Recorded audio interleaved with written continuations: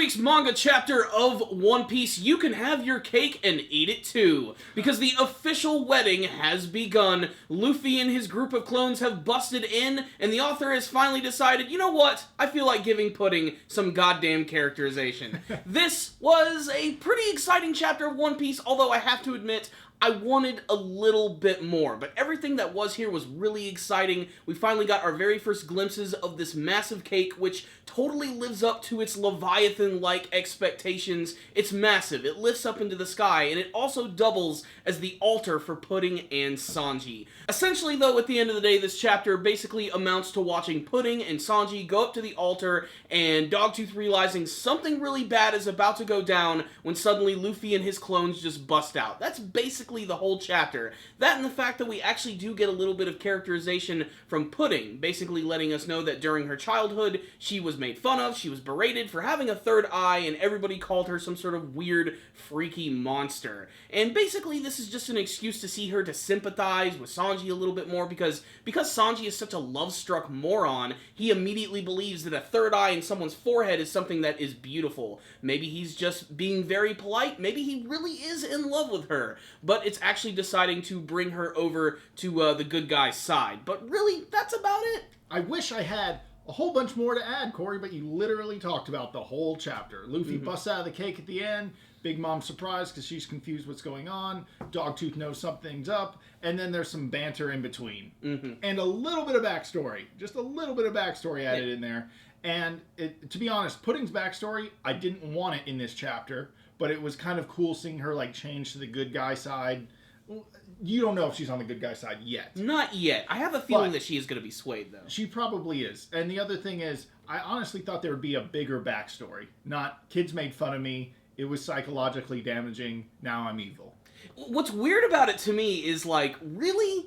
Pudding is singled out on this island of freaks. She's the one who gets made fun of. There's and she's a talking like the most candy cane over there, pointing and laughing at her. I mean, there's a dude who's literally like, he looks like he's made out of jizz. Like, I don't understand why Pudding, the most like human-looking one, is the one who gets made fun of the most. And obviously, it's had some sort of effect on her psyche. I know the answer. It's because kids are assholes. That's about it. Especially in anime and manga. Holy fuck, are they brutal when it comes to just knocking someone down a peg or two. And honestly, it does show why she has such a damaged psyche. I mean, not only having just the third eye and everything, but the fact that she is the daughter of Big Mom. She has a lot of things to live up to. And the fact that Big Mom basically lets her children do whatever the hell they want. She encourages them to basically be psychopathic maniacs. And this just enabled her when she was younger. There's a scene where these kids are making fun of her, and she takes out a friggin' knife and just starts, like, chasing people and trying to stab them. It's really fucked up, and it leads to some pretty creepy imagery, especially when she actually does decide to lift the veil and show her face to Sanji, which should have been a really disturbing moment for him, but because Sanji's a frigging idiot, he immediately just decided to say, oh, that's beautiful. He is so enamored by women that he can use it to change them from the bad side to the good side. It's amazing. But there's one thing we have not talked about yet, and that is the subplot of Luffy sleeping and almost missing their big entrance. I thought this was funny, because it's kind of like characterization of Luffy, and, you know, after he fights for a while and eats for a while, he sleeps for a while. That's kind of what he does. But it was bad timing, and it was kind of funny seeing all the characters, like, riff off this, and even seeing Jinbei, like, scream at him. But, Corey, you had a completely different take on this. It pissed me off. I don't like the fact that this entire arc has been about Luffy trying to save Sanji and him going out of his way to not eat anything, go on a hunger strike, scream in the rain, and fight against hundreds and hundreds of Big Mom's soldiers. And when the time finally comes, the dude is sleeping on the job. I understand that this is something that Luffy would do. It's even happened a couple of times in the series before. He has a big battle, he eats a lot of food, he takes a frickin' nap. But now is not the time for that. And it's basically just an excuse to pad things out just a little bit more, aside from getting right into the action. And it just irritates me. Just, he's the captain. He is supposed to be making the rules here, and he's in charge of this big operation, and he's completely fucking it up. Luckily for him, everything at the end ended up working in his favor, because Dogtooth is there, he realizes that something is about to go wrong, and he actually tries to take out Sanji after the minister tries to kill him. Sanji luckily just dodges at the last second, and he ends up taking that guy out with a freaking jelly bean.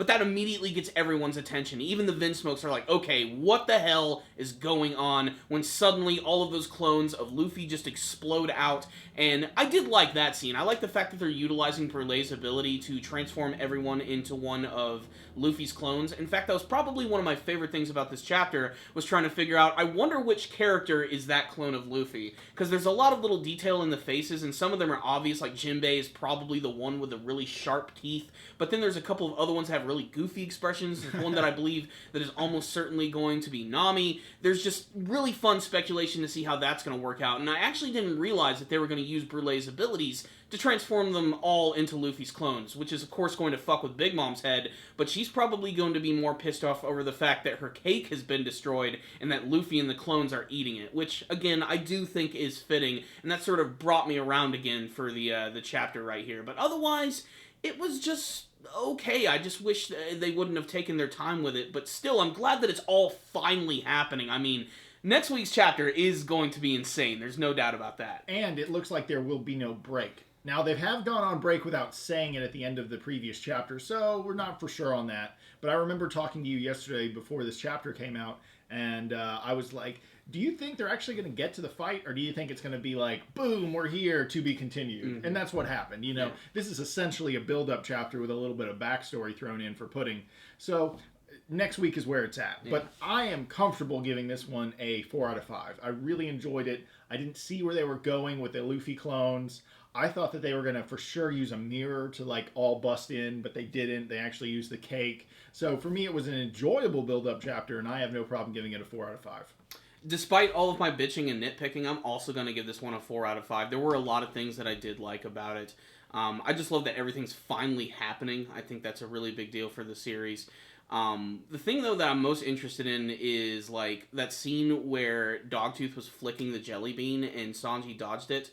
Was that just, like, Sanji's dumb luck, or do you think he legitimately was actually dodging that technique? I think he has observation hockey, so it's not that crazy to think that he know to dodge that. Mm-hmm. And, you know, Dogtooth is supposed to be a badass, but I assume flicking jelly beans is not his most powerful attack, so we will see him actually try at this point. I'd like to imagine he does have something that's a little more devastating than that. Like 3 jelly beans. Just up the ante a little bit. Given the structure and the design of the character, it almost looks like he's going to be the one who's going to be fighting against Sanji, which at this point, considering that he sort of made a fool of himself in front of Mom, is probably going to be the best way to save face. He's the one who's going to have to take down Sanji while everybody else gets into their very own individual fights. I mean, we're still waiting for Caesar Clown to bust in and wait for that perfect moment to try and hit Big Mom. There's a lot of other things that are going to be at play here with all these brand new characters, not to mention we have Capone and his gang. Shit's about to get real, and I think this was a good chapter to sort of bring that all to realization. It also helped that it looked really good. Again, I've said it way too many times, this is still one of the best looking arcs in One Piece, if only for the fact that everything is just so amazing, from the character design to the backgrounds and all of the amazing characters. So, do you think that everyone's going to fight as Luffy's? I don't think that's gonna last. I think it's gonna be like a Naruto effect. Like, they're all gonna pop out, they're gonna do their thing, and then they're gonna do the poof, go back to normal, and then chaos is just going to ensue.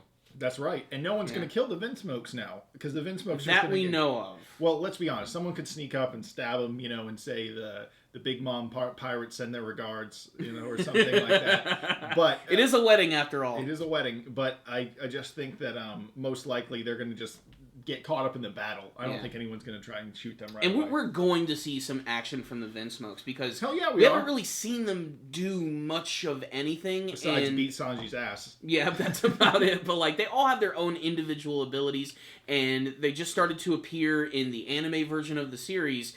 And I never realized it because, you know, it's all black and white in the manga version. They all have, like, a distinctive color scheme to them. They're very reminiscent of, like, Super Sentai or the Power Rangers. So I want to see more of that dynamic between those characters. I want to see them jump up, do a lot of poses, big explosion behind them. And then I want to see who they're going to fight against. And most importantly, who they're going to ally themselves with. Because we effectively have multiple factions here in one point, and I don't know if they're going to decide to still stay with Big Mom, if they're going to go along with Sanji and the Straw Hat Pirates, considering that Big Mom was planning on killing them, even though they don't really know about it aside from Reiju.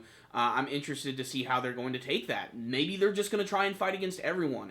What we're looking at here could be the biggest free-for-all for the series, and I think that's what really makes this so damn fresh, that we have so many different groups who are going at each other here, and not just like two. It's not pirates versus Marines. You know, it's now pirates versus pirates with like 3 or 4 different factions fighting each other. Exactly. With mercenaries and gangsters thrown in all manner of ridiculousness on Whole Cake Island. I mean, Capone could turn on Luffy. You know, the Luffy's family could get confused and still ally with Big Mom to help win the fight, but not understand that they were about to get murdered or not believe it. You know, there's a lot of different directions this can go in, so... Like I said, I am excited about next week, which is what makes a good manga. Someone wants to make you read the next week's chapter. So 4 out of 5 for both of us. And if you guys liked this video, you better fucking subscribe to this channel. Okay?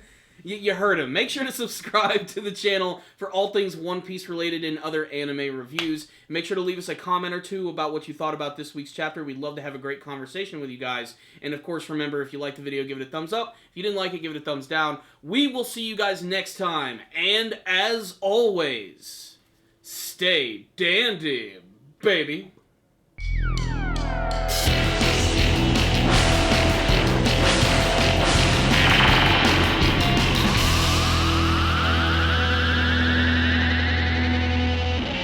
Sorry if that was too rude, guys. Just subscribe. You don't have to fucking subscribe. Yes, you do.